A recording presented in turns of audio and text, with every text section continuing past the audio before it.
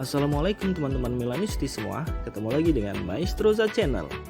Sebelum nonton video-video kita, jangan lupa untuk di subscribe dan tonton videonya sampai habis ya, supaya Maestroza bisa terus semangat berbagi info tentang klub kesayangan kita, AC Milan.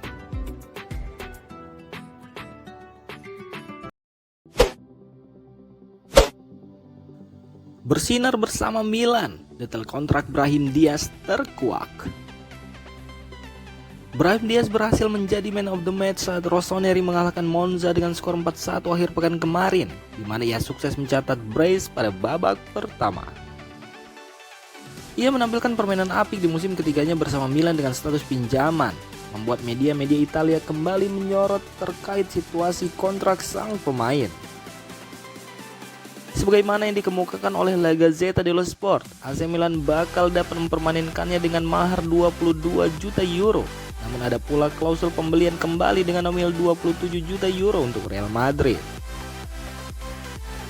Selain itu, terdapat beberapa syarat lain yang perlu dipertimbangkan, khususnya bagi Los Blancos, saat klub La Liga tersebut merekrut gelandang serang 23 tahun tersebut dari Manchester City dengan tebusan 17 juta euro. Jelas bahwa 15% penjualan di masa depan akan mengalir ke Malaga, terlebih lagi jika ia dijual ke Manchester United. The Citizen bakal memperoleh 40% dari nominal tersebut. Terang saja belum ada yang mengindikasikan bahwa klausul terakhir akan relevan, mengingat Brahim kemungkinan besar akan bertahan bersama Rossoneri atau kembali ke Real Madrid. Namun satu hal yang pasti adalah playmaker muda Spanyol tersebut perlu melanjutkan performa impresifnya agar klub peminjamnya bersedia mengaktifkan klausul pembelian yang mereka miliki.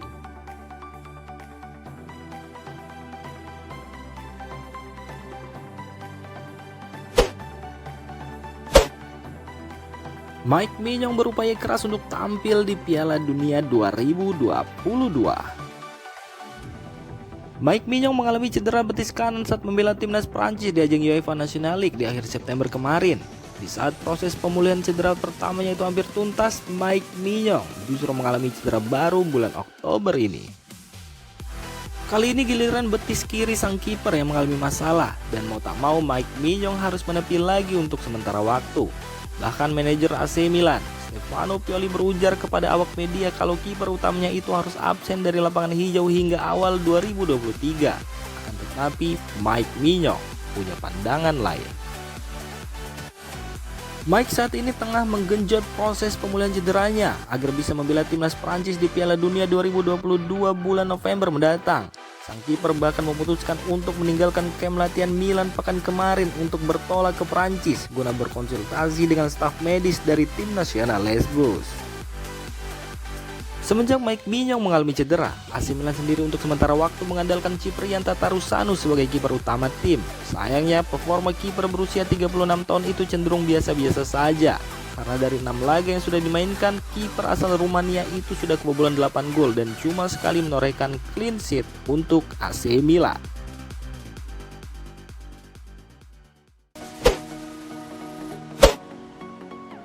Kalulu tanggapi peluangnya masuk timnas Prancis untuk Piala Dunia. Pierre Kalulu telah menjadi pemain andalan Milan sejak membentuk duet bersama Fikayo Tomori pada paruh kedua musim lalu sampai awal musim ini. Alhasil ia pun kini mulai membuat langkah ke level tim nasional. Pemain berusia 22 tahun yang didatangkan Milan dengan mahar 500.000 euro pada 2020 lalu telah menjadi bek tengah yang sangat tangguh dan dianggap sebagai starter di Milan. Karena itulah bukan hal yang mengejutkan jika pelatih Didier Deschamps mulai mengamatinya. Pemain yang akrab dengan tim U21 Prancis ini sepertinya telah mencapai waktu di mana ia akan mengambil langkah besar dengan bergabung dengan timnas senior Prancis. Saat berbicara kepada beIN Sports, sebagaimana dikutip oleh Patrick Kendrick, Kalulu ditanya mengenai peluangnya dipanggil ke tim utama Les Blues. Ia menyatakan keputusan ada di tangan sang pelatih, meskipun mengindikasikan bahwa ia sudah siap. Itu keputusan Deschamps untuk mengatakan apakah saya masuk rencananya atau tidak.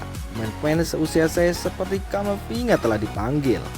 Secara pribadi sekarang saya di Milan dan bermain di Liga Champions. Saya ingin masuk dalam perbincangan, tetapi saya yakin kerja keras saya akan terbayar. Saya tidak tahu siapa yang tidak akan sepakat agar saya pergi ke Qatar. Sebagai kompetitor, Anda ingin bermain sebanyak mungkin, tetapi Piala Dunia adalah puncak bagi seorang pemain dan apa yang telah kami perjuangkan sejak kami masih kecil dan kami akan melakukan apapun untuk mencapainya. Pungkas Pierre Kalulu.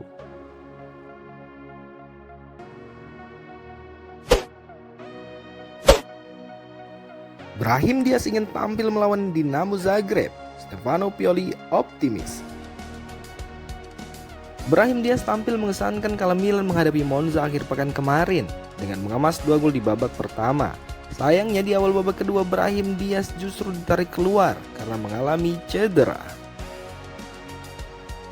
Terdapat sedikit kekhawatiran di kalangan staf medis mengingat sang pemain langsung meminta diganti. Namun pemeriksaan yang ia jalani minggu kemarin menepis ancaman cedera lantaran ia hanya mengalami kontraktur pada kaki kiri bagian atasnya, sehingga tak menutup kemungkinan ia tampil dalam duel Liga Champions melawan Dinamo Zagreb tengah pekan ini.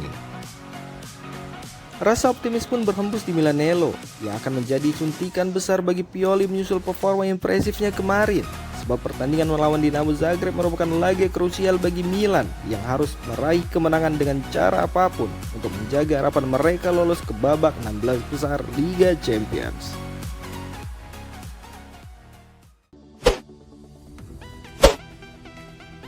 Alasan mengapa fans Milan perlu bersabar pada De Ketelaere. De Ketelaere didatangkan dengan mahar 35 juta euro musim panas lalu. Dan mengingat harganya tentu saja ada ekspektasi tinggi terhadapnya. Ia mungkin belum mampu menjawabnya, tetapi tidak ada alasan bagi Rossoneri untuk khawatir. Sebagaimana yang dikemukakan oleh Sempre Milan, kenyataannya adalah sang pemain baru berusia 21 tahun yang baru melakukan lompatan ke panggung besar. Duel Serie A melawan Monza akhir pekan kemarin mungkin membuat situasinya semakin buruk, mengingat kesulitan yang dialaminya terlihat jelas.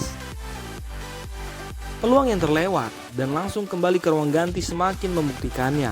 Gelandang serang muda tersebut kesal dengan performanya sendiri, namun Milan agaknya tidak perlu khawatir mengenai rekrutan bintang mereka. Fans telah banyak melihat contohnya, sebelumnya dari Sandro Tonali hingga Rafael Leao, bahkan juga Brahim Diaz, pun demikian Pierre Kalulu dan Ismail Benacer. Setiap pemain muda harus memiliki waktu untuk menyesuaikan diri dengan sistem Milan dan kemudian mereka baru bisa dinilai dengan adil. Beruntungnya manajemen Milan menyisipkan profil-profil kompetensi yang menyadari dengan sempurna semua aspek tersebut dan tidak berniat menempatkan De Ketelaere berada dalam bahaya. Allenatore Stefano Pioli telah mengatakannya berulang kali dan fans raksasa Serie A tersebut juga harus menyadari bahwa jalannya masih panjang, tetapi harapannya layak dinantikan.